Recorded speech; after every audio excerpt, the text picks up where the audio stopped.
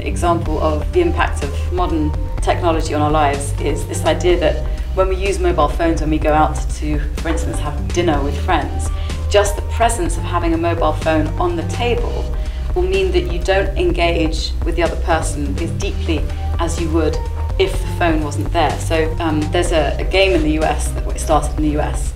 that was called phone stacking, which is when you all go out for dinner and then all the friends put their phones in the middle of the table, and whoever goes for their phone first has to pay for the whole bill.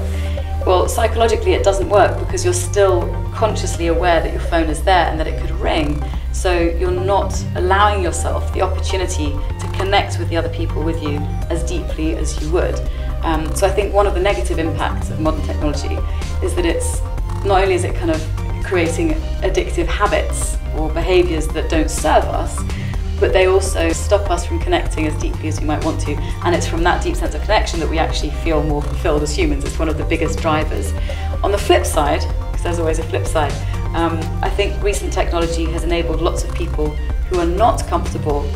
in person with other people, so people who are very shy or socially have anxiety, or people with autism who can now connect with other people in a way that's more comfortable for them. They are now able to do that much more easily. And for people who are in minority groups who don't have shared interests with those around them, they can find people of like minds online. So that's some of the ways that I think technology are influencing our lives. I think digital is mainstream in the sense that we all use it. It's a lot of platforms that we used to use, or technologies that we used to use to get stuff done that were analog, things like writing or spreadsheets or whatever that we used offline, we've now we all do all of that stuff online. So I think, yes, digital is mainstream. But that being said, there is also, I think, the beginnings of, or at least I certainly see it in the digital and tech sector, the beginnings of a movement towards striking balance between being online the whole time and digital all the time, and actually having time unplugged and having privacy,